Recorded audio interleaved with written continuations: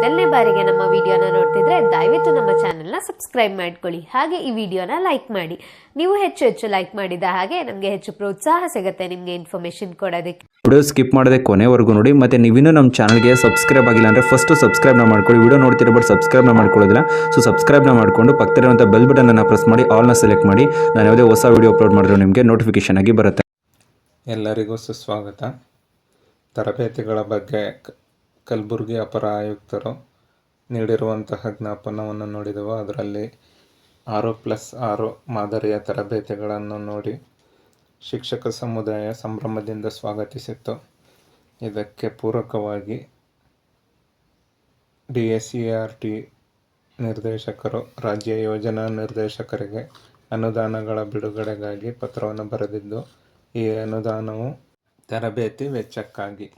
ಬನ್ನಿ ಆ ಪತ್ರದಲ್ಲಿನ ವಿವರವನ್ನು ನೋಡೋಣ. ಮಾನ್ಯರೇ, ವಿಷಯ 2025-26ನೇ ಸಾಲಿನಲ್ಲಿ ಹಮ್ಮಿಕೊಳ್ಳಲು ಯೋಜಿಸಿರುವ ತರಬೇತಿಗಳಿಗೆ ಅನುದಾನ ಬಿಡುಗಡೆ ಕೋರಿ. ಉಲ್ಲೇಖ 2 ಪತ್ರಗಳನ್ನ ಉಲ್ಲೇಖಿಸಿದ್ದಾರೆ.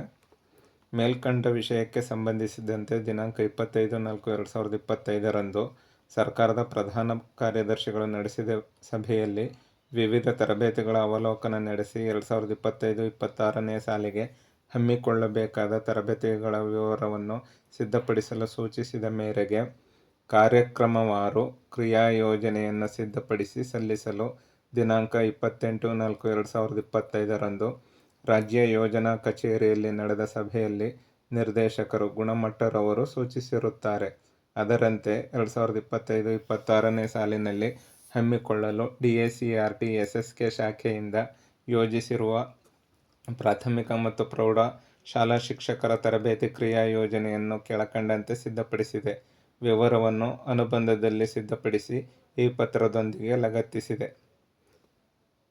ಸರ್ಕಾರಿ ಪ್ರಾಥಮಿಕ ಶಾಲಾ ಶಿಕ್ಷಕರ ತರಬೇತಿಯನ್ನು ಜೂನ್ ಮಾಹೆಯಲ್ಲಿ ಪೂರ್ಣಗೊಳಿಸಲು ಒಟ್ಟು ರೂಪಾಯಿ 2315.325 ಲಕ್ಷಗಳ ಅನುದಾನದ ಅವಶ್ಯಕತೆ ಇದ್ದು, ಮೇ ಅಂತ್ಯದೊಳಗೆ ಬಿಡುಗಡೆ ಮಾಡಲು ಕೋರಿದೆ.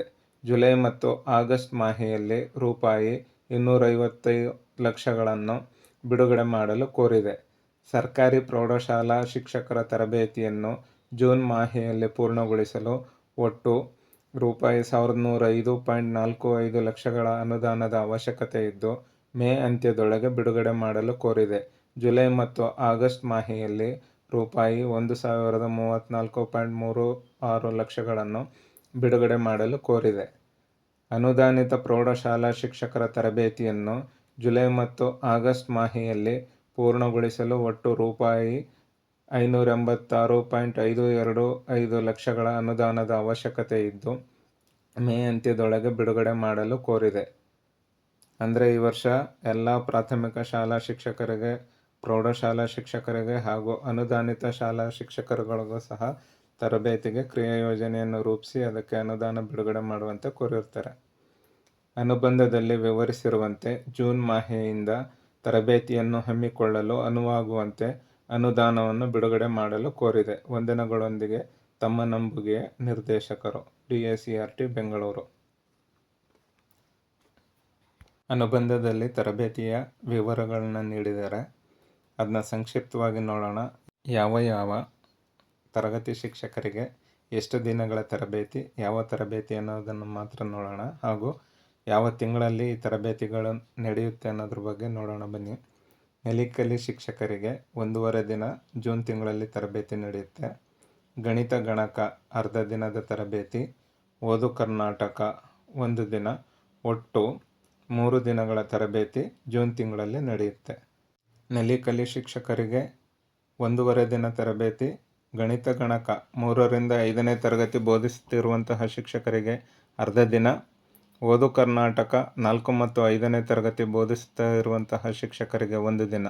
ಹೀಗೆ 3 ದಿನಗಳ ತರಬೇತಿ 1ರಿಂದ 5ನೇ ತರಗತಿ ಬೋಧಿಸುತ್ತಿರುವಂತಹ ಶಿಕ್ಷಕರಿಗೆ ಜೂನ್ ತಿಂಗಳಲ್ಲಿ ನಡೆಯುತ್ತೆ. ಇನ್ನು ಹಿರಿಯ ಪ್ರಾಥಮಿಕ ಶಾಲಾ ಶಿಕ್ಷಕರಿಗೆ ಇಂಡಕ್ಷನ್ ತರಬೇತಿ, ICT ಪ್ಲಸ್ ಕಲಿಕಾದೀಪ ತರಬೇತಿ. ಇಂಡಕ್ಷನ್ ತರಬೇತಿ 9 ದಿನ, ಕಲಿಕಾದೀಪ 1 ದಿನ. ಒಟ್ಟು 10 ದಿನಗಳ ತರಬೇತಿ ಇರುತ್ತೆ. ಇದು ಜುಲೈ, ಆಗಸ್ಟ್ ಮತ್ತು ಸೆಪ್ಟೆಂಬರ್ ತಿಂಗಳಲ್ಲಿ ನಡೆಯುತ್ತೆ. ಇನ್ನು 6ರಿಂದ 8ನೇ ತರಗತಿಗೆ ಗಣಿತ ಬೋಧಿಸುತ್ತಿರುವಂತಹ ಶಿಕ್ಷಕರಿಗೆ ಗಣಿತ ಕಲಿಕಾ ಆಂದೋಲನ ಪ್ಲಸ್ ಮರುಸಿಂಚನ ಪ್ಲಸ್ ಜ್ಞಾನಸೇತು 2+2+1 ಒಟ್ಟು 5 ದಿನಗಳ ತರಬೇತಿ ಜೂನ್ ತಿಂಗಳಲ್ಲೇ ನಡೆಯುತ್ತೆ. ಇನ್ನು 6ರಿಂದ 7ನೇ ತರಗತಿ ಬೋಧಿಸುತ್ತಿರುವಂತಹ ಶಿಕ್ಷಕರಿಗೆ ಮರುಸಿಂಚನ ಕನ್ನಡ, ಇಂಗ್ಲಿಷ್, ಸಮಾಜ ವಿಜ್ಞಾನ plus POCSO awareness plus eradication of corporal punishment 2+12+12 ಒಟ್ಟು 3 ದಿನಗಳ ತರಬೇತಿ ಜೂನ್ ತಿಂಗಳಲ್ಲಿ ನಡೆಯುತ್ತೆ. ಇದರ ಜೊತೆಗೆ ಮುಖ್ಯ ಶಿಕ್ಷಕರು BRP, CRP ಅವರಿಗೆ ಮುಖ್ಯ ಶಿಕ್ಷಕರು ಮತ್ತು ಜಿಲ್ಲಾ ಹಂತದ ಸಂಪನ್ಮೂಲ ವ್ಯಕ್ತಿಗಳ ತರಬೇತಿ ಒಟ್ಟು 5 ದಿನಗಳ ತರಬೇತಿ ನಡೆಯುತ್ತೆ. ಇದು ಜೂನ್ ಮತ್ತು ಜುಲೈ ತಿಂಗಳಲ್ಲಿ ನಡೆಯುತ್ತೆ. ರಾಜ್ಯ ಹಂತದ MRP ತರಬೇತಿ 6ರಿಂದ 8ನೇ ತರಗತಿ ಬೋಧಿಸುತ್ತಿರುವಂತಹ ಶಿಕ್ಷಕರಿಗೆ ಒಟ್ಟು 5 ದಿನಗಳ ತರಬೇತಿ ನಡೆಯುತ್ತೆ. ಇದಿಷ್ಟು ಪ್ರಾಥಮಿಕ ಶಾಲಾ ಶಿಕ್ಷಕರಿಗೆ ನಡೆಯುವಂಥ ತರಬೇತಿಗಳ ವಿವರ.